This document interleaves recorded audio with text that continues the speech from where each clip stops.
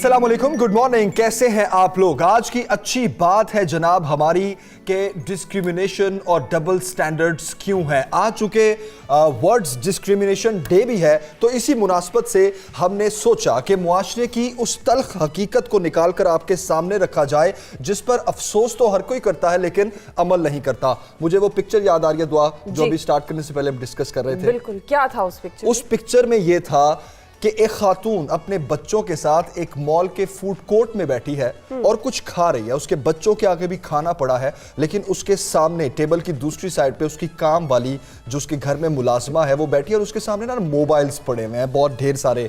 बच्चों के होंगे, उस खातून के होंगे, मतलब अपने बच्चों को तो खाना खिला दिया, लेकिन वो लड़की जो उसके घर में मुलाजमा है उसके लिए खाना नहीं था उसको खिलाने के लिए। बिल्कुल, और यही वो हमारे मुआशरे का अलमिया है, यही वो इम्तियाजी सलूक है जो ना सिर्फ एक मालकन नौकरानी के साथ बरतती है बल्कि एक नौकरानी मालकन के साथ भी बरतती है। घर के मुख्तलिफ अफराद को मुख्तलिफ नज़र से देखती है। उसके पीछे बहुत से पहलू हो सकते हैं, लेकिन सबसे बड़ी और अहम बात कि हम रिश्तों में भी इम्तियाजी सलूक सामने लेकर आते हैं। और ख़ास तौर पर एक माँ बेटे बेटी में फ़र्क करती है, एक माँ बहू बेटी में फ़र्क करती है, और एक बाप बेटे, अगर बड़ा बेटा है तो उसके साथ उसके प्यार का लेवल डिफरेंट है, छोटा बेटा है तो उसके साथ डिफरेंट है। कहा जाता है हमारे घरों में कि ये नेचुरली प्रोसेस होता है। ये नेचुरली प्रोसेस नहीं होता, ये हम खुद से क्रिएट करते हैं। इसकी बहुत सारी वजूहात होती हैं, हम उन वजूहात में नहीं जाएंगे क्योंकि आज का हमारा टॉपिक है इम्तियाजी सलूक, और इसी पर हम पूरे प्रोग्राम में बात करेंगे कि इम्तियाजी सलूक हम बरतते क्यों हैं, इम्तियाजी सलूक होता क्या है और इम्तियाजी सलूक की वजह से क्या क्या नुकसानात हो सकते हैं। लेकिन जमील, अगर हमारे देखने वालों का कोई ऐसा एक्सपीरियंस, कोई तजुर्बा जो आप हमसे शेयर करना चाहते हैं तो अपना फ़ोन उठाइए और हमारा नंबर डायल कीजिए जो कि स्क्रीन पर आप देख रहे होंगे। आप उस नंबर को डायल कीजिए और आप हमारे साथ शेयर कर सकते हैं कि आपके साथ किसी ने ऐसा रवैया इख्तियार किया जिसमें आपको लगा कि डिस्क्रिमिनेशन हुई है, किसी ने आपको बड़ा या कमतर समझा, तो आप हमारे साथ शेयर कर सकते हैं। बिल्कुल, और ये सबसे अच्छी बात है कि आज चूंकि वर्ल्ड जीरो डिस्क्रिमिनेशन डे है तो हमारे मुआशरे में डिस्क्रिमिनेशन है या फिर डबल स्टैंडर्ड्स हैं, इन दोनों का हम आज के पूरे शो में मवाजना करेंगे। लेकिन उससे पहले चूंकि हम मुख्तलिफ शहरों से हमारे रिपोर्टर्स को लेते हैं और मुख्तलिफ शहरों के हालात का जायजा लेते हैं, उनसे बड़े मसाइल पूछते हैं, तो सबसे पहले हम अपने रिपोर्टर्स का रुख करते हैं। फैसलाबाद, हैदराबाद और कोयटा, आज इन तीन शहरों का हम रुख करेंगे। शाइस्ता शेख हैं फैसलाबाद से, हैदराबाद से हैं मोहम्मद वकास और कोयटा से हमारे साथ हैं बुशरा कमर। तो सबसे पहले फैसलाबाद का रुख करते हैं। शाइस्ता शेख, आप बताइए फैसलाबाद के किस इलाके में हैं आप और इस इलाके का सबसे बड़ा मसला क्या है जो आज हमारे नाज़रीन के साथ आप शेयर करेंगी? जी बिल्कुल, फैसलाबाद में आज हम बात करेंगे लावारिस बच्चों को और जो चाइल्ड लेबर है उन बच्चों को रेस्क्यू करने वाले अदारे चाइल्ड प्रोटेक्शन ब्यूरो की। अगर हम इसकी बात करें तो वैसे तो ये लावारिस बच्चों की पनाहगाह है ये अदारा, लेकिन आप ये खुद इसकी बिल्डिंग का मसला जो सालों से चला आ रहा है वो अभी भी जू का तू है। 2016 में मिल्लत रोड पर 38 केनाल की राजी से ये मंसूबा शुरू किया गया था जिसको 2 सालों में पाया तक मील तक पहुंचना था, लेकिन फंड्स की किल्लत की वजह से और फंड्स रुकने की वजह से 3 साल गुजर गए हैं। इस बिल्डिंग का अभी भी 40% काम भी जो है वो मुकम्मल नहीं हो सका। इस पे जो है इब्तदाई तौर पर जो तखमीना लागत जो बजट जारी होना था 19 करोड़ और 28 लाख जारी होना था, लेकिन उसमें सिर्फ 9 करोड़ जारी हुए और इस बिल्डिंग में उन्होंने बच्चों के लिए स्कूल, बच्चों के लिए हॉस्टल और दीगर जो बिल्डिंग का सिर्फ ढांचा बना दिया। अब उसकी इमारत जो है वो रोक दी गई है, भी मजीद इसकी तामीर नहीं हो रही, जिसकी वजह से जो मौजूदा बिल्डिंग का ढांचा भी बना हुआ है वो भी खस्ताहाली का शिकार हो रहा है। अब वो भी लो से लग से हो रहा है। दूसरी जहां पर आप बच्चे रेस्क्यू करके रखे जा रहे हैं वो एक किराए की बिल्डिंग है। अदारा को हर महीने जो है वो किराया भी देना पड़ रहा है और तकरीबन 1.5 सालों में इन्होंने 50 लाख से ज्यादा जो है इसका किराया भी अदा कर दिया है। यहाँ पर कैपेसिटी भी बहुत कम है, बच्चे यहाँ पर सिर्फ 80 बच्चों की यहाँ पर कैपेसिटी है कि यहाँ पर सिर्फ 80 बच्चे ही रह सकते हैं, जिसकी वजह से अब 80 बच्चे वहाँ पर मौजूद है तो अदारे ने अपने जो क्रैक डाउन करते हैं बच्चों को मजीद रेस्क्यू करते हैं वो ऑपरेशन भी रुका हुआ है, जिसकी वजह से वो जो लावारिस बच्चे हैं उनके लिए भी काफी ज्यादा मसाइल है। उनके लिए प्रॉपर तौर पर आप कोई जगह नहीं रही कि कहाँ उनको अगर रेस्क्यू भी कर ले तो उनको आपको ये मालूम हो सका कि ये फंड क्यों रोके गए? शाइस्ता, ये फंड रोके क्यों गए, इसकी वजह मालूम हो सके? क्योंकि फलाही कामों के लिए तो ऐसे जो प्रोजेक्ट्स जिनसे बहुत से लोगों को फायदा हो रहा हो वो तो हंगामी बुनियादों पर करने चाहिए। جی بالکل، یہاں سے ہی ترجیحات پتہ چل رہی ہیں. سابقہ حکومت تھی، انہوں نے بھی اس معاملے کو سنجیدگی کے ساتھ نہیں لیا، کیونکہ 2016 میں جہاں پر یہ پروجیکٹ شروع ہوا ہے اس کو 2018 میں پایہ تکمیل تک پہنچنا تھا. تو سابقہ حکومت نے بھی پہلے ان کے فنڈز جو ہے روکے رکھے. ابھی بھی وہ جو کہہ رہے ہیں کہ موجودہ حکومت جو ہے وہ کوئی ڈیولپمنٹ اسکیم شروع نہیں کری، جس کی وجہ سے فنڈز جاری نہیں ہو رہے. تو یہ جو ادارہ جو لاوارث بچوں کو اپنی پناہ میں لے رہا ہے، یہ خود بھی لاوارث ہو رہا ہے. بالکل ٹھیک ہے، بالکل ٹھیک ہے. آپ نے جن مشکلات کا ذکر کیا اس میں یہ صاف نظر آ رہا ہے کہ یہ زیر التواء جو عمارت ہے اس کی تعمیر اگر مکمل ہوتی ہے تو 200 بچے اور بچیاں ایسے ہوں گے جن کو چھت مل جائے گی. لیکن چونکہ فنڈز رکنے سے یہ فلاحی کام کو بریک لگ چکی ہے تو ہم یہ درخواست کرتے ہیں کہ یہ ایک فلاحی کام ہے، اس کو جلد از جلد دوبارہ سے سٹارٹ کیا جائے، پایہ تکمیل تک پہنچایا جائے. ابھی ہم رخ کرتے ہیں کوئٹہ کا. بشرا قمر، آپ بتائیے کوئٹہ کے کس علاقے میں موجود ہیں آپ اور یہاں کا بڑا مسئلہ کیا ہے؟ جس وقت میں کوئٹہ کے زرغون روڈ پر موجود ہوں، یہاں پر کوئٹہ میں چونکہ سردیوں کی 2 ماہ کی تعطیلات جو ہے تمام پرائیویٹ اور جو سرکاری اسکول ہیں انہیں دے دی جاتی ہے، اور 1 مارچ سے جو ہے وہ اسکول کھول دیے جاتے ہیں. اور آج بھی جو ہے تمام تر اسکول جتنے بھی ہیں سرکاری اور نجی وہ تمام اسکول کھل چکے ہیں. اسکولوں کی فیسیں جو ہیں جیسے اسکول کھلتے ہیں بہت زیادہ بڑھا دی جاتی ہیں. اور ایک سب سے بڑا مسئلہ جو سامنے آتا ہے کہ پیرنٹس جو ہیں وہ یونیفارم 2 سے 3 لے کر رکھ لیتے ہیں، اور ہر سال ہم نے یہ دیکھا کہ مختلف اسکولوں کی یونیفارم بھی چینج کر دیے جاتے ہیں، اور ساتھ ہی جو کورس کی کتابیں ہیں ان میں بھی جو ہے اضافہ کر دیا جاتا ہے، وہ کافی مہنگی ہو جاتی ہے، جس کی وجہ سے جو شہری ہیں انہیں کافی پریشانی کا سامنا کرنا پڑتا ہے. سپریم کورٹ نے 2018 میں دسمبر 13 2018 میں جو ہے ایک حکم جاری کیا تھا، جس کے مطابق جو ہے جن اسکولوں کی فیس جو ہے وہ 5000 روپے لی جا رہی ہے انہیں حکم دیا گیا تھا کہ وہ اپنی فیسوں میں 20% کی کمی لائیں گے. جبکہ جو سردیوں کی تعطیلات سرد علاقوں میں اور گرمیوں میں جو ہے گرمیوں کی تعطیلات ہوتی ہیں اور وہ ان چھٹیوں کی تعطیلات میں جو ہے پیرنٹس سے فیس لیتے ہیں، تو یا تو انہیں وہ ریفنڈ کریں آدھی فیس یا پھر جو ہے آگے کے 2 مہینوں میں اسے ایڈجسٹ کیا جائے. وہ 5000 سے زائد ہی ہیں. بہت ہی گمبھیر صورتحال لگ رہی ہے کیونکہ اس پر تو نوٹس بھی لیا گیا اور احکامات بھی جاری ہیں سپریم کورٹ پہ. عمل کرنا تو ذمہ داری ہے ان سکولز کی، لیکن ایک چیز جو سمجھ نہیں آ رہی کہ ہر سال کے آغاز میں سلیبس بھی چینج کر دینا اور یونیفارم بھی چینج کر دینا. یونیفارم چینج کرنے کی کیا وجہ ہے؟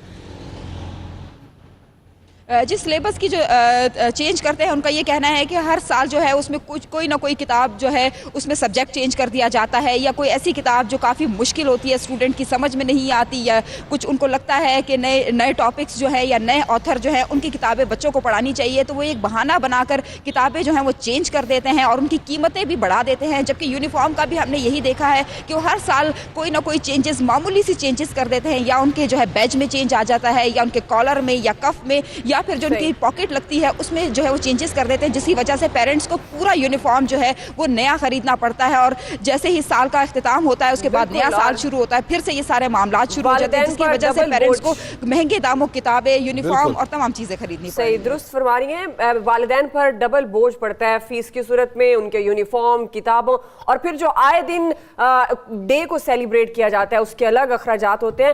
واقعی آپ نے بہت اچھا مسئلہ اٹھایا بشرا، کیونکہ حکومت کو اس پر سوچنا چاہیے. وکاس حیدرآباد سے ہمارے ساتھ ہیں. وکاس، آپ کیا ہمیں اپڈیٹ کریں گے حیدرآباد کا کیا بڑا مسئلہ جو آج آپ ہم سے شیئر کر رہے ہیں؟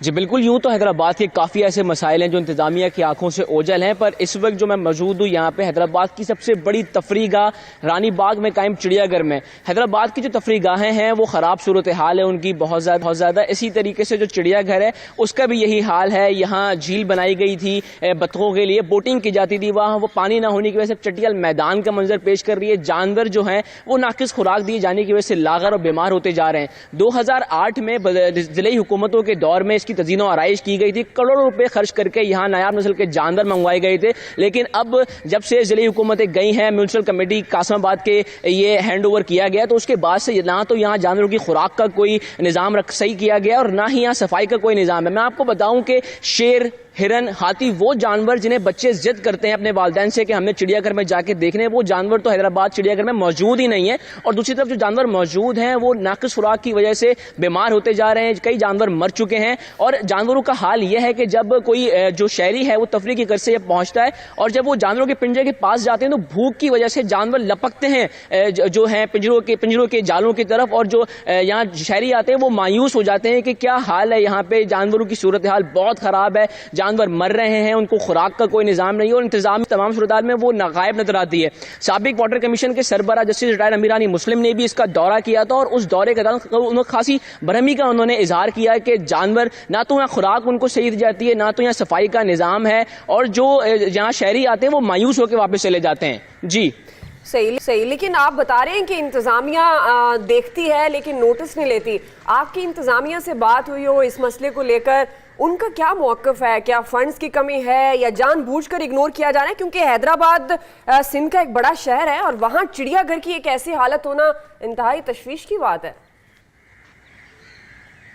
جی بالکل, حیدرآباد سندھ کا دوسرا بڑا شہر ہے, اسی کی طرح یہ چڑیا گھر بھی جو ہے وہ سندھ کا کراچی کے بعد سب سے بڑا چڑیا گھر ہے. نہ صرف حیدرآباد بلکہ گرد و نواح سے بھی جو لوگ ہیں وہ یہاں تفریح کی غرض سے آتے ہیں. انتظامیہ سے بات کرنے کی کوشش کی تو انہوں نے کوئی جواب نہیں دیا. میں نے آپ کو جیسے بتایا کہ اپنا واٹر کمیشن کے سابق سربراہ ریٹائرڈ جسٹس امیرانی مسلم نے اس کا دورہ کیا, تو اس دورے کے دوران بھی انہوں نے کافی برہمی کا اظہار کیا. انتظامیہ کو انہوں نے بولا کہ کس طریقے سے کیا نظام ہے یہاں پہ, جانوروں کو خوراک نہیں دی جا رہی, جانوروں کے ساتھ جو سلوک کیا جا رہا ہے وہ بہت خراب ہے. انہوں نے بھی کافی برہمی کا اظہار کیا, لیکن انتظامیہ جو ہے وہ اس تمام صورتحال میں غائب نظر آتی ہے. یہ جو ہے یہ میونسپل کمیٹی قاسم آباد کے پاس ہے, لیکن ان کا کوئی نمائندہ یہاں نہیں آتا, کوئی دیکھ بھال نہیں ہے اس کی. تو یہ صورتحال ہے یہاں پہ چڑیا گھر کی.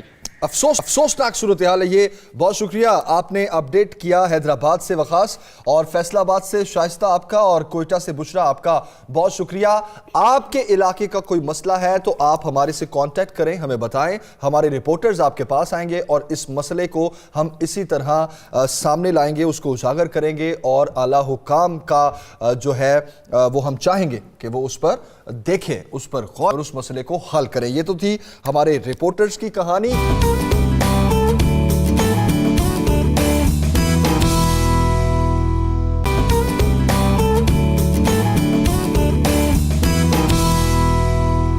اسلام آباد سہیل بھٹی صاحب کے پاس ایکسکلوسیو سٹوریز کے لیے. بھٹی صاحب گڈ مارننگ, کیسے ہیں آپ, کیا سٹوریز ہیں آج کی؟ گڈ مارننگ سکرا صاحب, میں بالکل خیریت سے ہوں. آج کی سٹوری کوئی اچھی نہیں ہے. گزشتہ روز ہم دیکھتے ہیں کہ مہنگائی کے ستائے عوام کے لیے کچھ اچھا دن نہیں تھا.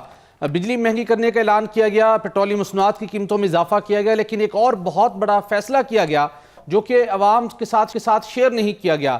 آج ہم اپنے پروگرام کے توسط سے ناظرین کے ساتھ یہ سٹوری شیئر کرنے جا رہے ہیں. ایکسکلوسیو سٹوری ہے کہ ابھی بھاری گیس کے بلوں کا معاملہ تو ابھی تک حل نہیں ہو پایا, لیکن ایک مرتبہ پھر اوگرا کی جانب سے گیس کے نرخوں میں ریکارڈ اضافے کی منظوری دے دی گئی ہے.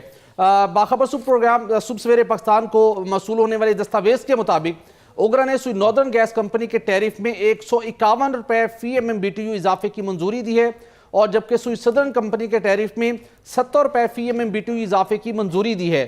یہ دونوں کمپنیوں کے گیس ٹیرف میں اضافے کی منظوری رواں مالی سال کا جو اوگرا نے ٹیرف ڈیٹرمن کرتا ہے اس کے 6 ماہ بعد دوبارہ اس کو ریویو کیا جاتا ہے, جو کہ 2 ماہ سے تاخیر سے کیا گیا ہے, جس کو ہم review of estimated revenue requirement technical term میں کہا جاتا ہے. اس کا یہ سلسلے کے اندر فیصلہ کر کے انتہائی خاموشی کے ساتھ وفاقی حکومت کو ارسال کر دیا گیا ہے کہ گیس کمپنیوں کو 170 ارب روپے سے زیادہ ریونیو کے شارٹ فال کا سامنا ہے. گزشتہ 4 سالوں تک گیس کی قیمتوں میں اضافہ نہیں کیا گیا تھا, وہ اضافہ ایکیومولیٹ ہو چکا تھا. اب یہ سارا اضافہ وفاقی حکومت کے اوپر وفاقی حکومت کے سامنے پیش کیا گیا ہے کہ یا تو آپ مہنگائی کے ستائے عوام کو سبسڈی دیں, یا پھر اس اضافے کو عوام پر, صارفین پر منتقل کریں تاکہ گیس کمپنیوں کا نظام چلتا رہے. بھاری گیس بلوں کا معاملہ تھا, ہم نے اپنے پروگرام میں بتایا تھا کہ حکومت اس کے اوپر ریویو کر رہی ہے کہ کچھ نئے سلیبز متعارف کرائے جائیں, لیکن اس کے ساتھ پرائم منسٹر عمران خان صاحب کی جانب سے ایک ڈائریکشن دی گئی کہ 30% صارفین کو اوور بلنگ کی گئی, ان کو جو اضافی پیسے تھے واپس کیے جائیں. لیکن اس بات کی نشاندہی نہیں کی گئی کہ وہ اوور بلنگ بنیادی طور پر وفاقی حکومت کے منظور کردہ گیس ریٹس کے مطابق کی گئی تھی, اضافی ان کو چارج نہیں کیا گیا تھا. نہ تو وزارت توانائی کے حکام کی ذمہ داری کی گئی, نہ ان شخصیات کی, اس اکانومسٹ کی جس نے وہ ٹیرف سلیبس تیار کیے تھے.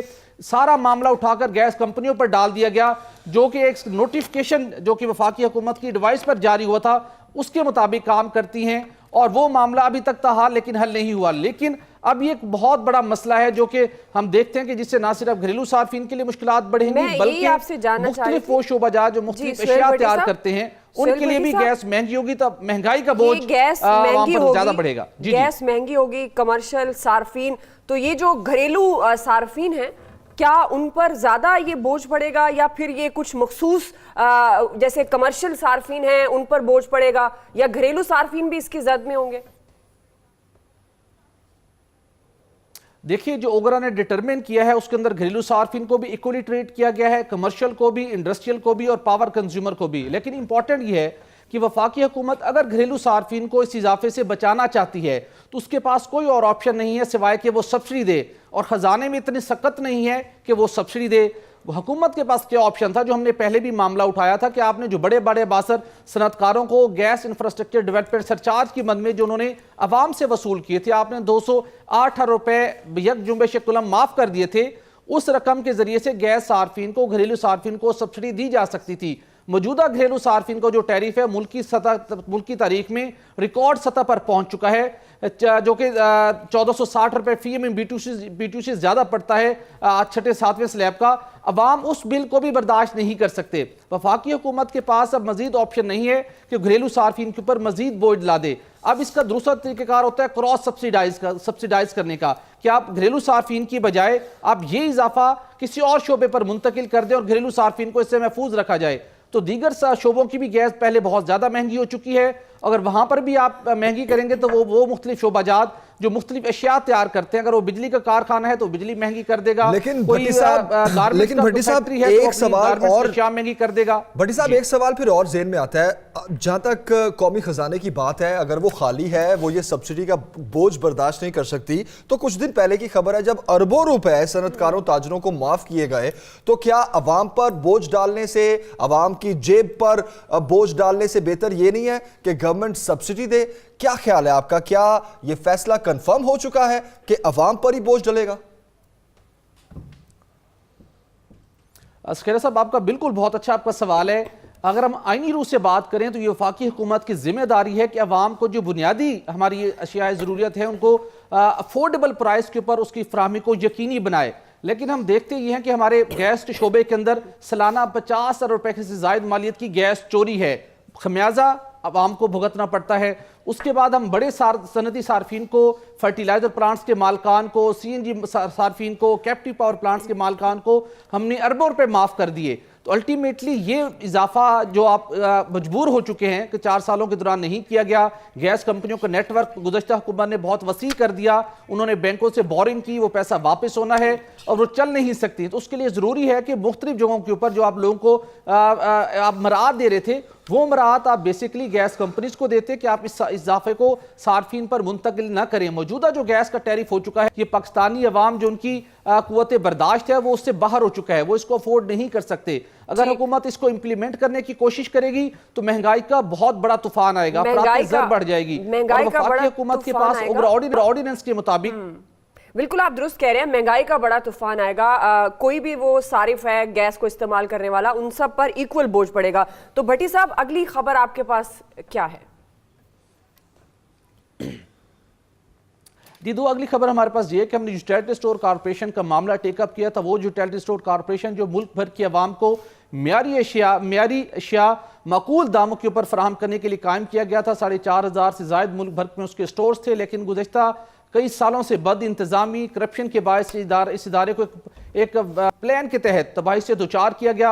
اور اب موجودہ حکومت میں موجود کچھ شخصیات چاہتی ہیں کہ اس ادارے کی جس کے پاس بہت سے ایسٹس ہیں، بہت بڑی سپلائی چین ہے، اس کو کسی نہ کسی طریقے سے نجکاری کی جائے. اس سلسلے کے اندر chairman utility store corporation Zulqarnain Ali Khan, جو کہ دوہری شہریت کے حامل ہیں اور خود بھی ایک ایسی کمپنی سے وابستہ ہیں جو کہ یوٹیلٹی اسٹور کارپوریشن سے مفادات کا ٹکراؤ بنتا ہے، انہوں نے گزشتہ ہفتے 439 یوٹیلٹی اسٹورز کے کارپوریشن کے اسٹورز بند کرنے کا فیصلہ کیا تھا، احکامات جاری کر دیے تھے، جس کے خلاف یونینز نے نیشنل انڈسٹریل ریلیشن کمیشن سے رابطہ کیا، وہاں پر درخواست دائر کی اور اب NIRC نے ایک حکم امتناع جاری کر دیا ہے اور یوٹیلٹی اسٹور کارپوریشن کو، وزارت صنعت و پیداوار کو وہ تمام اسٹور جنہیں بند کیا گیا تو انہیں بند کرنے سے منع کر دیا گیا ہے.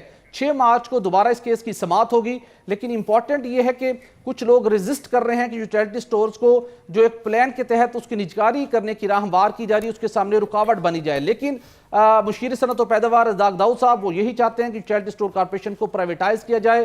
ذوالقرنین علی خان صاحب یہی چاہتے ہیں کہ اس کارپوریشن کو پرائیویٹائز کیا جائے. دوسرا ایک بڑا معاملہ تھا جو حکومت نے گزشتہ سال میں معاہدہ کیا تھا ڈیلی ویجز اور کانٹریکٹ ملازمین کی بھرتی کا، اس سلسلے کے اندر اسٹیبلشمنٹ ڈویژن نے، وزارت صنعت و پیداوار نے تقریباً 7,000 ملازمین کو ریگولرائز کرنے کی سمری مسترد کر دی ہے، ہاتھ کھڑے کر دیے ہیں کہ ہم اس کو نہیں کر سکتے۔ یوٹیلٹی اسٹور کارپوریشن کا بورڈ اس معاملے کو دیکھے تو وہ معاملہ بھی طے نہیں ہو سکا۔ ٹھیک ہے سہیل بھٹی صاحب، بہت شکریہ آپ کا، 2 ایکسکلوسیو سٹوریز کے ساتھ آپ ہمارے ساتھ موجود تھے۔ ابھی ہم ایک بریک لیں گے جمیل، بریک کے بعد واپس آئیں گے اور بہت سی چیزیں ہیں جو آپ سے شیئر کرنی ہے، تو آپ کہیں مت جائیے گا، دیکھتے رہیے گا صبح سویرے پاکستان۔ Stay with us.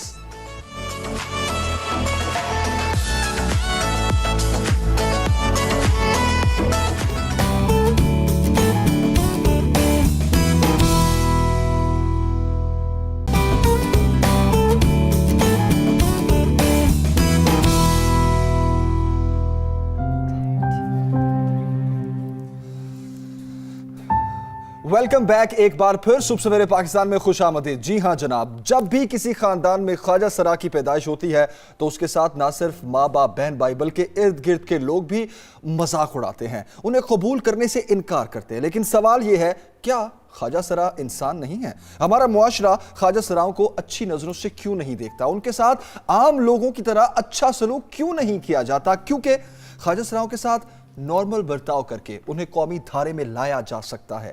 اس کی چند زندہ مثالیں ہمارے ساتھ موجود ہیں، ہمارے سیٹ کا حصہ بھی ہیں، ہمارے ساتھ کراچی اور اسلام آباد سے بھی ہمیں جوائن کریں گے، اور ہم یہ چاہتے ہیں کہ آج ورلڈ زیرو ڈسکریمنیشن ڈے پر ہم یہ ڈبل سٹینڈرڈز اور ڈسکریمنیشن کے حوالے سے بات کریں اور اس کو اپنے معاشرے سے ختم کریں۔ جی ہاں، لاہور اسٹوڈیو سے ہمارے ساتھ موجود ہیں مارویہ، جو کہ آپ انہیں مختلف چینل پر بھی دیکھتے ہوں گے مختلف کام کرتے ہوئے، اور خاص طور پر یہ ایک اینکر بھی ہیں، ماڈل بھی ہیں، خود مزید جو ان کا تعارف ہے وہ خود بھی کروائیں گی۔ اور اسلام آباد اسٹوڈیو سے نتاشا ہمارے ساتھ موجود ہیں، کراچی سے بھی ہماری مہمان ہمیں جوائن کریں گی، جیسے ہی ہم آپ کو ان کا تعارف بھی کرا دیں گے۔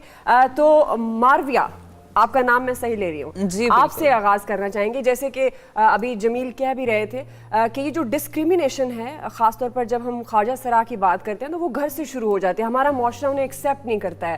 آپ کو لگتا ہے واقعی یہ جینوئن ایشوز ہیں؟ کیا ایسا ہوتا ہے کہ گھر سے یہ شروع ہو جاتا ہے؟ اور پھر آپ جس مقام پر اس وقت موجود ہیں، کیا آپ کو بہت آسانی سے سب کچھ مل گیا؟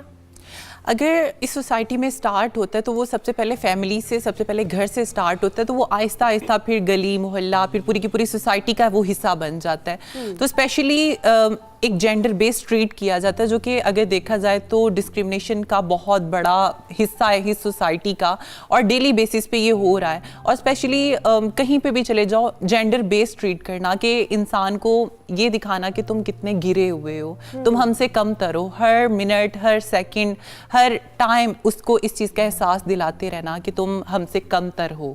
تو اس احساس کے ساتھ مارویہ اتنی اس پوزیشن پر کیسے پہنچی؟ کون کون سے چیلنجز فیس کیے آپ نے؟ سب سے پہلے تو ایکسیپٹنس سوسائٹی میں، جیسے کہ دوسرے ٹرانسجنڈرز کی طرح مجھے بھی میرے گھر میں ایکسیپٹ نہیں تھا کیا جاتا، اور فیملی میں بہت زیادہ ڈسکریمنیشن فیس کی۔ اس کے بعد سوسائٹی میں جب آئی تو میں نے as a make up artist کے طور پہ، فیملی میں کس قسم کی مشکلات تھی جو آپ نے فیس کی؟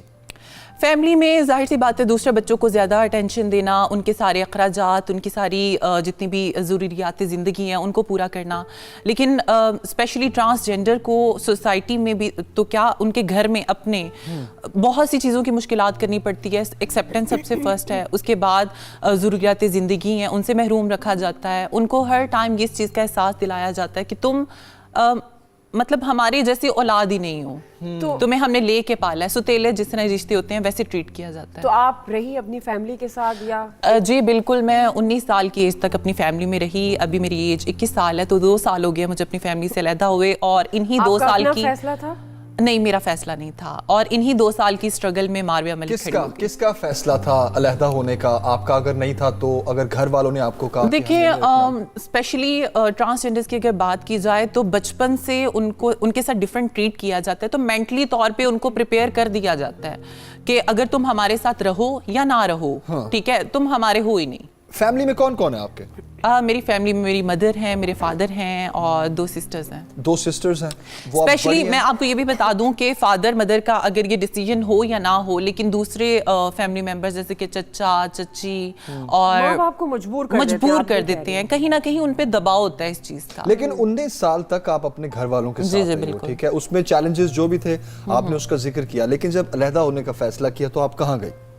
मैं स्पेशली मैं क्या जितनी भी ट्रांसजेंडर मेरी दूसरी फ्रेंड्स हैं और जितनी भी कम्युनिटी के दूसरे मेंबर्स हैं, वो सबसे पहले अपने जैसे लोगों के पास जाते हैं। हाँ, और वहाँ आपको एक्सेप्ट करने में तो कोई मसला नहीं आया? नहीं, कोई मुझे प्रॉब्लम नहीं फेस आई। जाहिर सी बात है, जो वो हैं वही मैं हूँ, जो उनके प्रॉब्लम्स हैं वही मेरे प्रॉब्लम्स हैं।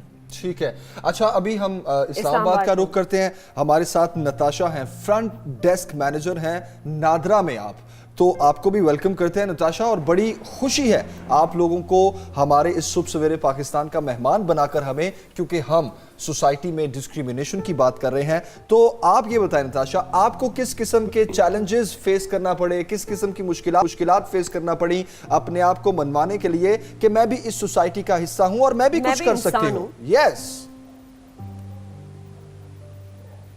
सबसे पहले तो अस्सलाम वालेकुम आप दोनों को, और बहुत खुशी हुई कि आपने दावत दी अपने चैनल पे। और मैं इसी बात को कंटिन्यू करूँगी जैसे माविया ने कहा कि स्टार्टिंग में सबसे पहले तो हमारी फैमिली इश्यूज़ होते हैं कि फैमिली एक्सेप्टेंस हमें बहुत प्रॉब्लम क्रिएट कर रही थी, क्योंकि ट्रांसजेंडर जो लोग होते हैं वो बचपन से ही सेंसिटिव होते हैं, और जो सेंसिटिव लोग होते हैं उनकी ज़्यादा केयर करनी चाहिए होती है, ना कि उनके साथ और ज़्यादा डिस्क्रिमिनेशन करना चाहिए कि नहीं ये ट्रांसजेंडर हैं, मतलब इनका लुक डिफरेंट है, इनकी चॉइसेस डिफरेंट हैं, मतलब ये माशरे में जीने का, मतलब ये एहसास दिलाया गया मेरी लाइफ में शुरू में कि हमें जीने का कोई हक़ नहीं है। फिर माशाल्लाह से कहीं ना कहीं फैमिली में, क्योंकि ज़ाहिर सी बात है माँ जो एक होती है वो हर बच्चा उसके लिए बराबर होता है। बिल्कुल। तो मेरी माँ की केयर के बाद मतलब उसने मुझे पूरी तालीम दी, सब कुछ किया जितना वो रख सकती थी, जितना वो संभाल सकती थी, उसने पूरी कोशिश की। नताशा, और कितना अरसा रही हो आप अपनी फैमिली के साथ? फैमिली के साथ कितना वक्त गुजारा और कितनी देर हो गई अब आप अपनी फैमिली के बगैर रह रही हो? मैं 20 साल तक अपनी फैमिली में ही रही हूँ, वहीं पे मैंने अपनी एजुकेशन वहाँ कंप्लीट की। उसके बाद जब मुझे पता चला, जाहिर सी बात है आई एम डिफरेंट, क्योंकि तो जिस तरह आजकल एजुकेशन के दौरान किस किस्म की मुश्किलात आपको फेस करनी पड़ी उन 20 सालों की अगर पहले बात की जाए? एजुकेशनल के दरमियान जो है, देखें जब आप क्लास में होते हैं या कहीं पर होते हैं तो आपको मतलब डिफरेंट शो कराया जाता है। सही, तो हर लेवल आपने कहा कि हक बड़ी मुश्किल से मिला। आप जिस पोस्ट पर हैं, तो इस पोस्ट तक पहुंचने के लिए आपको किन किन चैलेंजेस का सामना करना पड़ा? कौन सी मुश्किलात थी जो आपने, कभी कभी होता है कि हम जहां पहुंचना चाहते हैं बड़ी दफा डगमगाते हैं, लेकिन हिम्मत करते हैं नहीं यार हमें वहां पहुंचना है। आपके लिए इस तरह के फेजेस कितनी बार आए? देखिए, मैंने अपनी लाइफ में एक एम्बिशन बनाया था, because sky is not the sky, मतलब दुनिया में आसमान से ऊपर भी कोई एक दुनिया बसी हुई है। मैं अपने ड्रीम्स फुलफिल करना चाहती थी, और माशाल्लाह से मैं इसी कोशिश में लगी हुई हूँ कि मैं अपने ड्रीम्स भी पूरे करूँ, और मेरी कम्युनिटी को जो उनका राइट है, जो उनका हक है, वो उनको दिला सकूँ। इसीलिए मैं आप लोगों के चैनल्स पे आती हूँ, वॉइस रेस करती हूँ, ताकि हमारी कम्युनिटी के लिए गवर्नमेंट कुछ करे। सिर्फ मेरे हद तक बात नहीं है कि मैं फ्रंट डेस्क ऑफिसर हूँ और मैं एक पब्लिक फिगर हूँ और मैं जॉब कर रही हूँ, या माविया हो गई, या जो लॉयर बन रही हैं, या जो डॉक्टर बन रही हैं, जो ट्रांसजेंडर लोग हैं जिनसे मेरी वाकफियत है। लेकिन एक लार्ज कम्युनिटी जो है हमारी राइट्स के लिए काम कर रही है, लेकिन एक बहुत बड़ा तबका ऐसा भी है जो कि तालीम से महरूम है।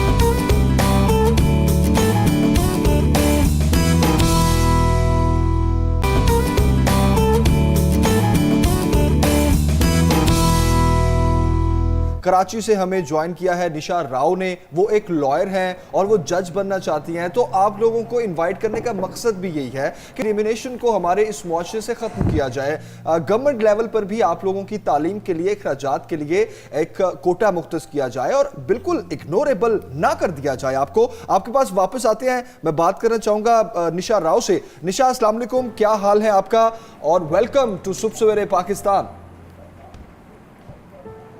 वालेकुम सलाम।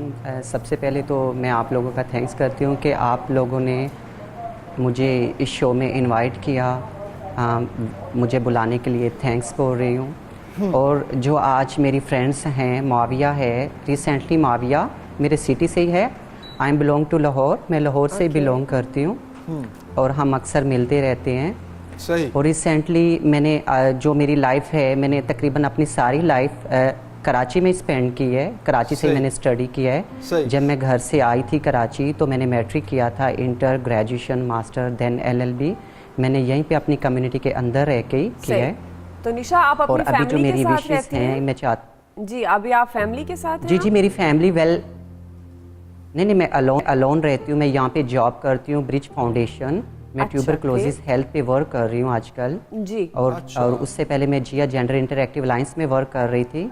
और जो मेरी फैमिली है वो लाहौर में रहती है। मेरी फैमिली वेल एजुकेटेड है। मेरे फादर, मेरे मदर्स, मेरे जो सिस्टर एंड ब्रदर्स हैं वो बहुत अच्छे हैं। अच्छा, वो मुझे कोऑपरेट करते हैं। हाँ, हम ये पूछना चाह रहे हैं बेसिकली, हमारे साथ जो नताशा हैं, मारविया हैं, उन्होंने यही कहा कि हमें बहुत से चैलेंजेस फेस करना पड़े सोसाइटी में अपनी एक्सेप्टेंस को लेकर, खासतौर पर अपनी फैमिली के अंदर ही।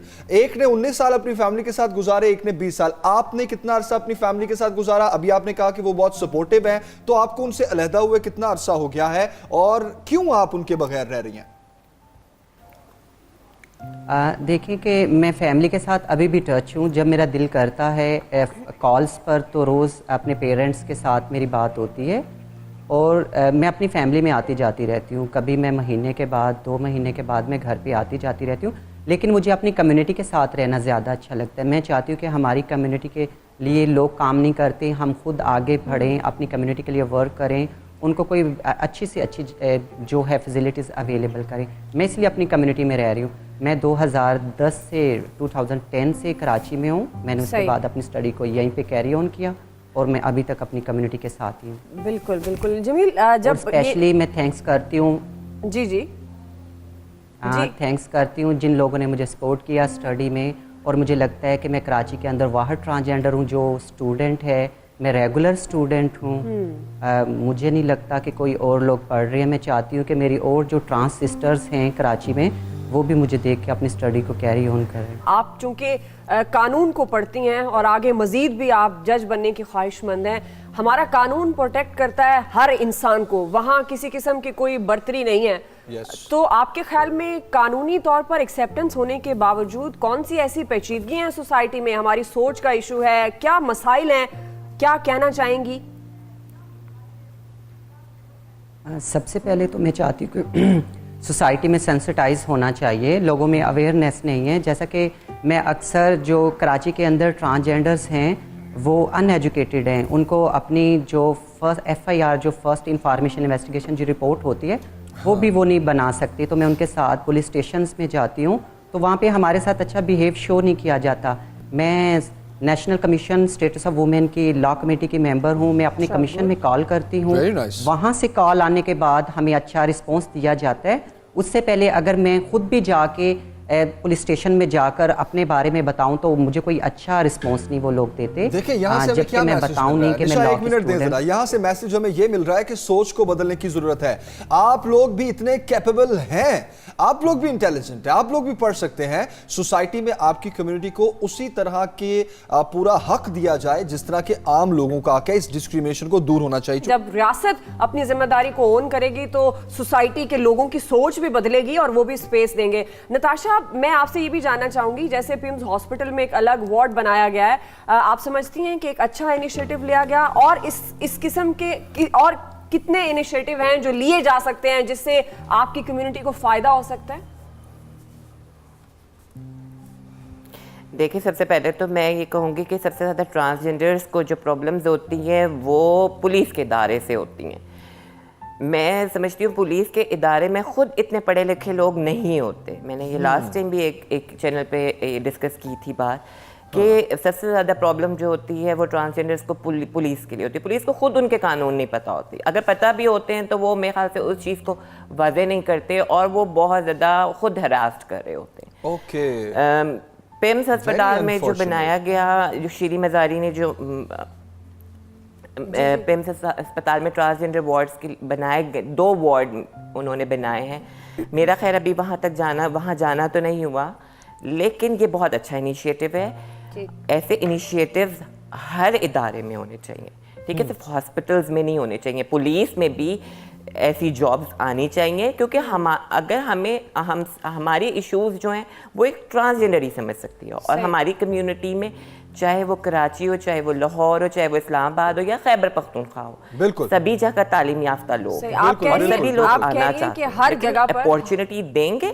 جی بالکل, ہر ڈپارٹمنٹ میں اپرچونٹی ہونی چاہیے اور سپیس ملنی چاہیے. بالکل. ابھی میرے خیال میں اچھا ہاں ایک بریک لیتے ہیں, اور یہ بہت اہم ایشو اٹھایا ہے نتاشا نے, یہی ہم پوچھیں گے نشا سے بھی اور معاویہ سے بھی. دیکھیں سوسائٹی ویلیوز کیا ہے وہ تو ہم بات کر رہے ہیں, ایز اے سوسائٹی ممبرز ہماری کیا ذمہ داریاں ہیں کہ ڈسکریمنیشن کو ہم نے بالکل اس کی نفی کرنی ہے, ڈسکریمنیشن ہونے نہیں دینی, یہ تو ہے ہماری ذمہ داری. لیکن وہ کون سے ادارے ہیں جہاں سے ان کو مشکلات آ رہی ہیں, جیسے نتاشا کہہ رہی تھی کہ پولیس کا ایک ادارہ ہے جہاں سے میں بہت زیادہ مشکلات آتی ہیں, تو انہی مشکلات کو مزید بھی ان سے ڈسکس کریں گے. ایک بریک کے بعد واپس آتے ہیں.